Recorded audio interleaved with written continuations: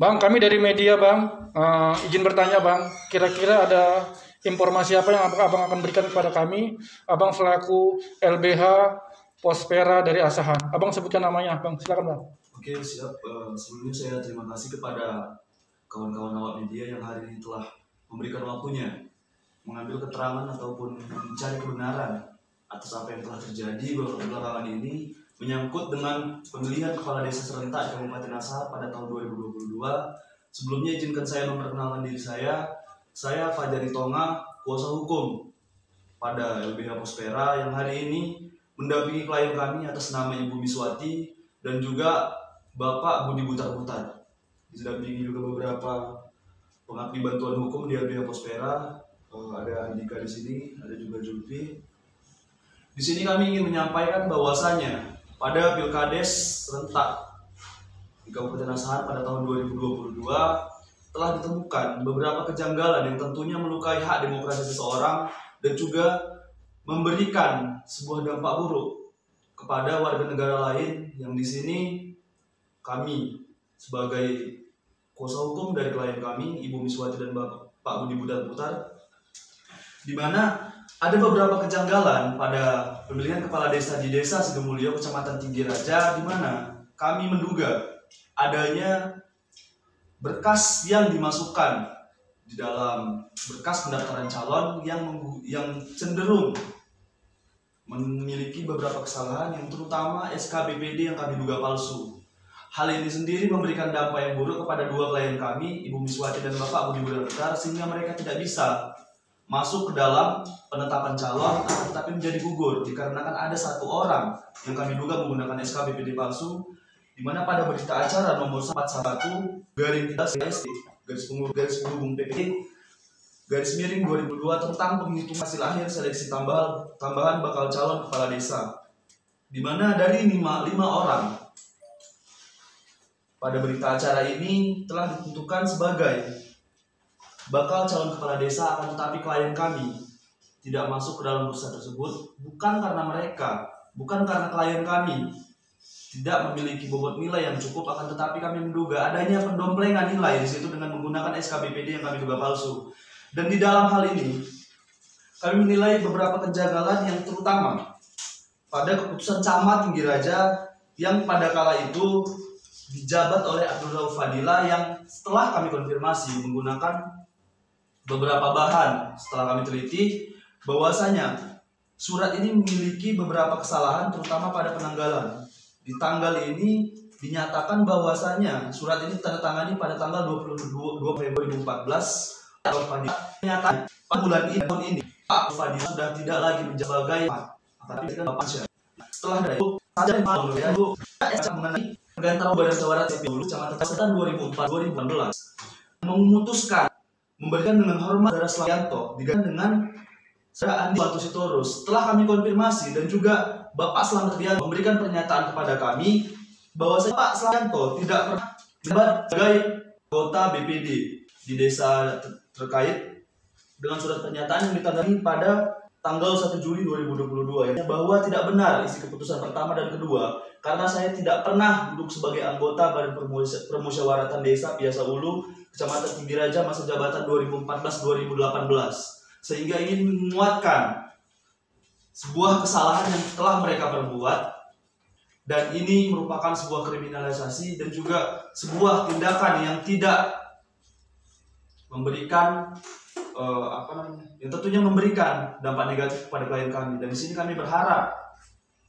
atas apa yang telah mereka perbuat seharusnya bisa menerima ganjaran sesuai dengan sesuai dengan kaidah hukum yang berlaku, karena kami telah melakukan beberapa upaya hukum. Yang pertama, kami melakukan dan memberikan permohonan untuk melakukan sengketa di Dinas PMD, dan juga kami telah melakukan proses hukum di Mapolres Asahan dalam bentuk aduan masyarakat. Di sini kami berharap Bapak Kepala Dinas PMD agar bisa memberikan masukan kepada anggota-anggotanya, terutama di panitia penyelesaian sengketa Dinas PMD, agar kita bersifat dan bersikap seadil-adilnya atas aduan kami. Dan kemudian satu lagi, kami berharap kepada Polres Kabupaten Asahan untuk dapat bertindak seadil-adilnya dan memberikan tindakan yang nyata, cepat dan presisi, serta memberikan keputusan seadil-adilnya atas laporan yang telah kami berikan. Cukup. Ibu, Ibu pernah calonkan diri sebagai kepala desa. Iya, benar. Tapi Ibu tidak masuk ya, Bu ya? Tidak. Kira-kira kenapa Ibu tidak masuk dan apa Ibu ingin sampaikan kepada kami dari media? Yang Kuat, Bu ya? alasan saya tidak masuk, pertama saya merasa dirugikan karena salah satu di antara calon yang diluluskan tadi telah memiliki keterangan BPD yang diduga palsu. Dari mana Ibu tahu bahwasannya diduga palsu? Dari surat keterangan yang telah ada, yang telah diseleksi oleh Panitia Pilkada Sidomulyo. Yang mengatasnamakan secara tertulis kan bahwasannya di beliau tidak menjabat itu berapa orang, Bu? Yang BPD-nya, BPD dia kan tidak mengakukan DPD. Dia ada 3 orang. Yang menjadi saksi sama. Ada 3 orang. Siapa aja, Bu? Sebutkan, Bu. Pertama, Bapak Hairudin Harahap selaku Ketua BPD. Baru yang kedua, Julkarnain Pane selaku anggota BPD. Baru yang ketiga, Bapak Nasirun selaku anggota BPD. Itu aja, Pak. Baik, Ibu kan bisa dibilang ya dijolimi ya, Bu ya. Ya. Dalam hal ini ada. Kira-kira apa yang Ibu ingin sampaikan kepada pemerintah Kabupaten Asahan terkait informasi ini, Bu? Ibu yang saat ini dalam dikecewakan lah gitu. Ya, saya memohon kepada pemerintah atau Kabupaten Asahan, kepada pihak-pihak yang terkait di dalam Pilkades untuk Sidomulyo ini, dan kepada pemerintah Kabupaten Asahan supaya menindaklanjuti oknum-oknum yang terkait di dalam pemalsuan yang diduga pemalsuan data BPD tersebut. Cukup? Ada lagi yang mau disampaikan, Bang? Izin? Jadi sebelumnya, sebelum ditutup, mungkin saya ingin menambahkan bahwasanya ada hal yang menarik di sini karena saya menilai bahwasanya dugaan tindakan pemalsuan data di sini merupakan sebuah hal yang sudah valid. Ditambah lagi dengan beberapa pernyataan orang-orang yang bahwasannya beberapa tanggalan itu merupakan sebuah hal yang bahkan dengan surat tanya kepastian yang nanti cantum dalam surat pergantian antar waktu BPD.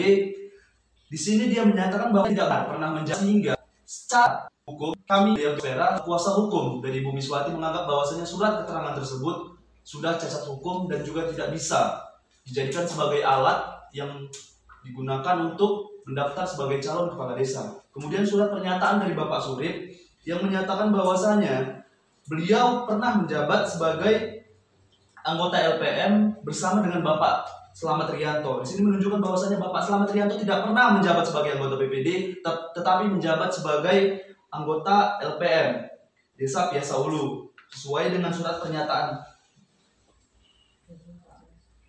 keputusan Camat Tinggi Raja mengenai pergantian antar waktu Badan Permusyawaratan Desa Piasa Ulu yang kami nilai janggal. Kemudian masuk kepada Bapak Julkarnain Pane yang menyatakan bahwasanya dia pernah menjabat sebagai Badan Permusyawaratan Desa Piasa Ulu, dan di sini dia menyatakan bahwasanya tidak pernah melihat mendengar saudara AS menjabat sebagai anggota BPD. Kemudian Bapak Hasanuddin yang memberikan pernyataan bahwasanya dia tidak pernah melihat mendengar saudara AS menjabat sebagai anggota BPD. Bapak Nasirun sebagai anggota BPD juga tidak pernah melihat mendengar saudara AS sebagai anggota BPD. Dan kami juga telah melakukan beberapa prosedur hukum yang telah kami sampaikan ke Mapolres Asahan sebagai Dumas. Ini sudah Pak Ritonga, intinya ini ada rekayasa ya? Ya, kami menilai seperti itu. Ada sebuah subahat yang melibatkan beberapa orang yang tentunya bukan hanya satu, di mana kami menduga SK BPD palsu tersebut memang benar adanya dan bukan sebuah opini publik. Dan apabila mereka menyampaikan bahwasanya ini adalah sebuah kelalaian, saya rasa tidak ada kelalaian seperti ini, tapi sebuah kerjasama kolektif untuk menjatuhkan seseorang ataupun untuk memenangkan dan tendensius kepada satu orang. Cukup bang? Lagi? Mungkin ada sekitar 3 tambahan lagi yang ingin saya sampaikan sesuai dengan aksi yang akan kami laksanakan pada hari Senin esok, di mana kami juga meminta penjelasan dari dinas terkait, terutama dinas PMD, mengenai surat edaran yang kami menilai bahwasanya hal tersebut merupakan sebuah kelalaian yang memberikan dampak negatif kepada orang banyak, kepada halayak ramai, dan terutama kepada calon-calon kepala desa, di mana surat edaran tersebut keluar ketika tahapan pilkades sedang berlangsung. Nah, ini tentunya bukan sekedar human error, tetapi ini sebuah kesalahan yang betul-betul fatal. Jika memang mereka melakukan kesalahan, maka saya menilai bahwasanya kepala dinas PMD masih prematur dalam menjalankan jabatannya. Dan jika ini memang benar adanya, maka mereka cukup zolim untuk memberikan surat edaran tersebut. Ditambah lagi kemudian SK BPD tersebut bukan sebuah kelalaian karena itu semua terstruktur dengan baik dan juga melibatkan banyak orang. Sekali lagi saya tekankan, melibatkan banyak orang, yang tentunya sebuah kesalahan kolektif. Dan apabila itu memang telah dibuktikan nantinya merupakan sebuah kesalahan, kami meminta kepada Mapolres Asahan dan juga orang-orang yang bisa ataupun orang-orang ataupun lembaga yang terkait ataupun memiliki kewenangan dalam penindakan, kami meminta hukum seadil-adilnya kepada mereka, terutama tangkap siapapun orang-orang yang memiliki afiliasi dalam wacana tersebut. Saya kira itu saja. Terima kasih bang. Kami dari beberapa media ya di sini mengucapkan informasi abang, ucapan terima kasih.